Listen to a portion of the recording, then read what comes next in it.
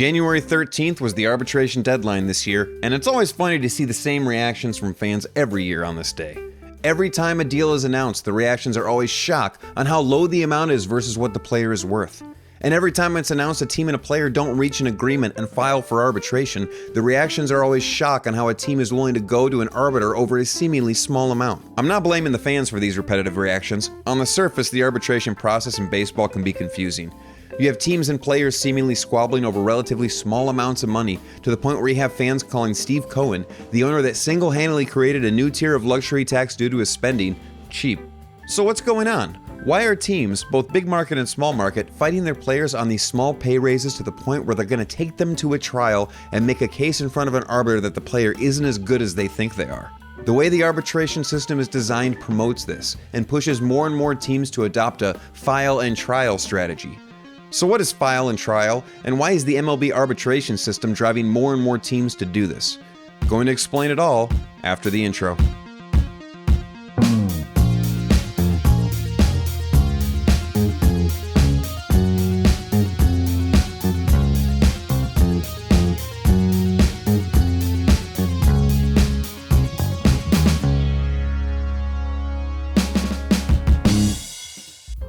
So how does arbitration work? Generally, when a team calls up a player for the first time, they have control of that player for their first 6 years in the league. For the first 3, that player makes the league minimum. For the last 3, they go through what is called arbitration. So most players go through arbitration 3 times in their career. There are exceptions to the rule, but let's just forget about that for now to keep it simple. At the end of each season, a team discusses a new 1-year contract with any arbitration-eligible players. The team gives their salary amount, the player gives their salary amount, and then they try to negotiate somewhere in the middle. And if they come to an agreement before the arbitration deadline, they sign a 1-year deal for whatever that amount is. If an agreement isn't made, they go to an arbitration panel where a team files their original amount, the player files theirs, they argue their cases, and an arbiter picks which one is closer to that player's value, and that's what the player makes for the season.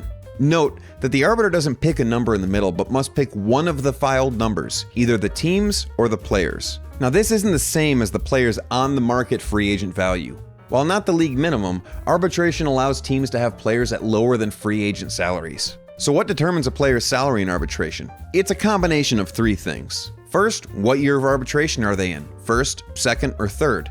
I'm going to take a hypothetical player and say he's good enough to get $30 million a year in free agency. Regardless, his first 3 years in the league, he'd make league minimum, around $700,000. Year 1 of arbitration, he only makes around 25% of what he'd earn in the open market, so $7.5 million. Year 2 of arbitration, he'd only make around 50% of what he'd earn in the open market, so $15 million. And year 3 of arbitration, he'd only make 75% of what he'd earn on the open market, so $22.5 million. My 25, 50, 75% is really only a very rough estimate, so don't take it as gospel, but it gives you an idea of why you have star players only making a fraction of what they get on the open market. Next consideration is the player's career performance as well as recent performance. If you've been productive, the arbitration system is going to say you deserve more money than someone who hasn't been productive. Simple as that. Last consideration is previous year's salary. Although it's allowed in the CBA for a player to get a salary decrease in arbitration, it's pretty much unheard of. Just about every player gets a raise in arbitration. Cody Bellinger is a good example. Going into 2022, he was entering his 3rd year of arbitration, but was coming off a pretty bad season, hitting only .165 in 2021. But he still got $17 million in arbitration. Other players hitting below the Mendoza line aren't getting $17 million in arbitration, but why is Bellinger? It's because he was making $16.1 million in 2021 off the strength of his MVP year in 2019. This point is incredibly important. Since arbitration accounts for previous year's salaries, the raises a player gets in previous arbitration years will impact what they make in future years. If a team and a player are fighting over a small amount of money in arbitration 1, they aren't just fighting over that amount. If a player gets more, that's going to impact how much they get in arbitration 2, which will then impact how much they get in arbitration 3. If the player gets less, they'll also make less in arbitration 2 and arbitration 3. I'll give you an example this year and use that estimated 25, 50, 75% for arbitration 1, 2, and 3 that I just used. Ryan Helsley of the St. Louis Cardinals is in his first year of arbitration in 2023, and the Cardinals filed for $2.15 million and Helsley filed for $3 million, so a disagreement of only $850,000, just barely above the league minimum salary. Let's assume Helsley keeps up the same production he's had so far in his career and look at what either side winning means for the next 3 years. If the Cardinals win, Helsley gets $2.15 million in 2023. That's assumed to be about 25% of his total value, so in 2024 he gets $4.3 million, and in 2025 he gets $6.45 million, a total of $12.9 million over those 3 years. If Helsley wins, he gets $3 million in 2023. That turns into $6 million in 2024 and $9 million in 2025, a total of $18 million. So it looks like they're arguing over $850,000, but with the domino effect of arbitration, it's more like they're arguing over $5.1 million. So getting less in arbitration cascades into getting less for multiple years. Pitcher Trevor May expressed similar sentiment on his YouTube channel recently. I had Tommy John surgery my 3rd year.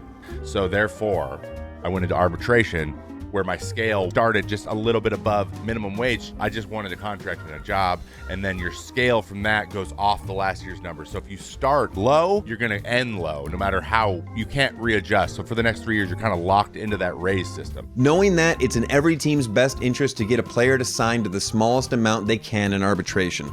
And that's where file and trial comes into play. Now there's some nuance to most salary negotiations, and each team does it differently and may negotiate different numbers up to the arbitration deadline. And since I'm not in the room for any of these, I don't know all the intricacies or how differently teams are doing things. But in its absolute strictest sense, file and trial means after the team and players swap initial salary amounts and begin negotiating a middle ground, the team has a hard limit, usually closer to the team's original amount, prior to the arbitration deadline that they won't go over. If the player accepts at some point either before or once they reach that number, they'll sign a new 1-year deal at that amount. If they decline all the way up to that team's limit, then the team will take them to arbitration. What's important to note is what the team sets their limit at is more than what they will file for in arbitration. So let's say a team thinks they could win against a player in arbitration by filing for $5 million. The player thinks they're worth $6 million. At the beginning of negotiations, they tell each other these amounts. Then the team will give a counteroffer of, let's say, $5.1 million. The player will come back with $5.9 million. Then the team says $5.2 million. Back and forth and so on. But if the team is file and trial, they will have a line in the sand they will not cross. Let's say that's $5.3 million in this case. If a team is running a strict file and trial system, once the team shows they won't go any higher, that player knows if they don't accept the $5.3 million on the last day, there is a decent chance that they could make only $5 million that year. There's also a chance they could make $6 million, but as of 2019, 45 players have gone to arbitration hearings and the team has won 25 of those 45, about 56%.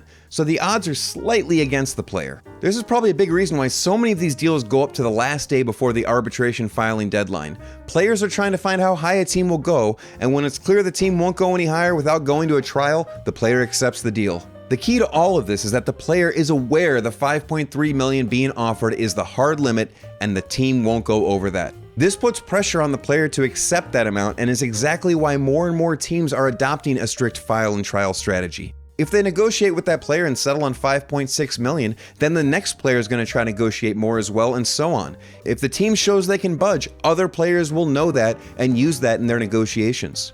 I'm going to use the 2023 Milwaukee Brewers as an example of what this can mean in the long run. Currently, the Brewers are going to an arbitration hearing with Corbin Burnes where they filed $10.01 million and Burnes filed $10.75. That's only $740,000 difference, almost exactly the same as the league minimum, and an amount the Brewers could easily afford. And a lot of fans are up in arms that the Brewers' Cy Young winner isn't getting his due respect. Now let's say the Brewers had set a hard limit of $10.31 million during negotiations, and Burnes was able to talk them up to $10.61 million and come to a deal. Looks only like $300,000, Brewers should be able to afford that easily. But here's the domino effect.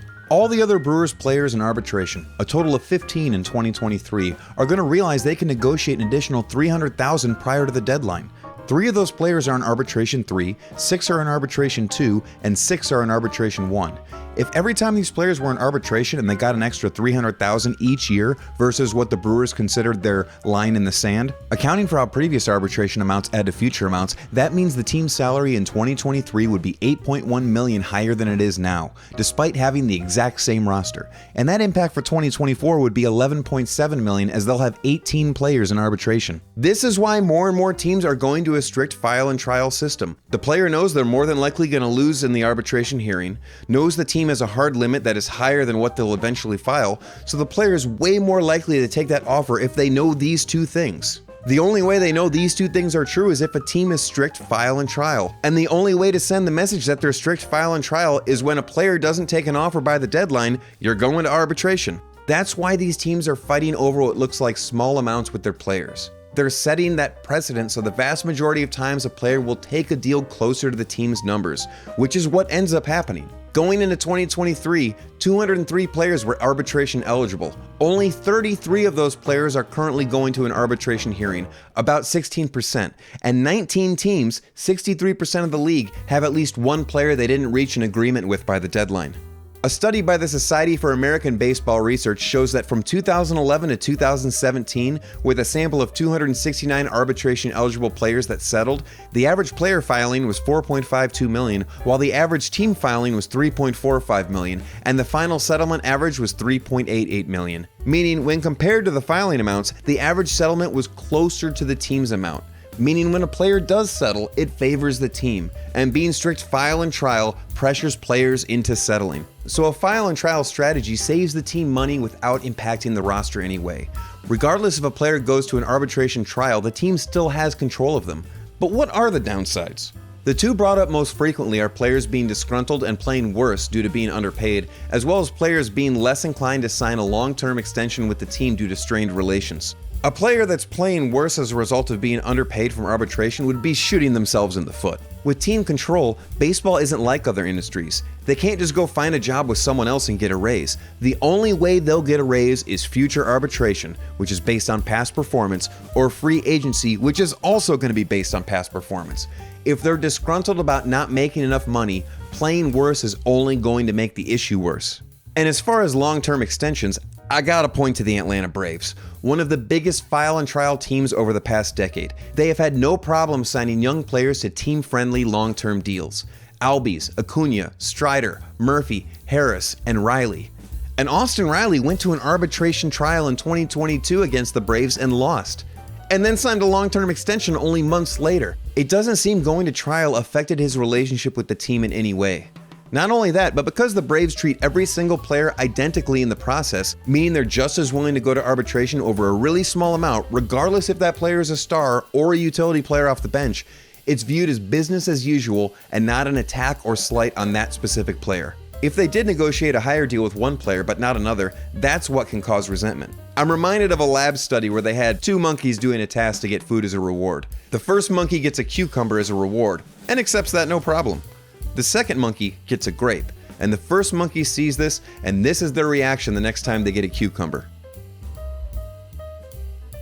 The lesson from this? If you treat everyone the same, even if it's not as well as they should be treated, it's viewed as business as usual and nobody gets angry. That's why more and more teams are adopting a file and trial strategy, or if they already had to an extent, implementing an even stricter version. Then they can point to, oh, it's the system that's undervaluing you, not anything we're doing specifically to slight you in particular. So what does the Players Union think of this? Well, they're aware. In a 2018 Athletic article, Ken Rosenthal reported that the Players Union thought all 30 teams were going to go to a file and trial system, and they aren't fans of that. But the 2022 labor negotiations showed that revamping the arbitration system to combat this wasn't really a big-ticket item for the Players Union. Instead, they focused on things like upping the league minimum salary, creating a pre-arbitration pool, combating service time manipulation, and raising the luxury tax while lowering the penalties to allow for bigger free agent contracts.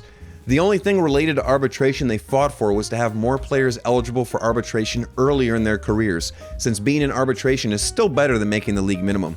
Is this something they'll address in future negotiations as more teams adopt a file and trial strategy? That's to be seen, but now with the minor leagues joining the Players Union, there's probably going to be a few more big ticket items that the Players Union will want ahead of revamping arbitration. I don't see anything in the near term that's going to change how this works. So when you see these announcements of one-year arbitration contracts that seem way under the player's true value, or see that a team and a player are going to an arbitration trial over a small amount, realize that it's not about that individual team being cheap or not respecting that specific player. It's much bigger than that. It's a system and strategy that's being adopted league-wide by every team and every owner because it's the most efficient way to keep their overall payroll down during the arbitration process. And with the way the CBA is set up, there's virtually no downsides for a team doing this.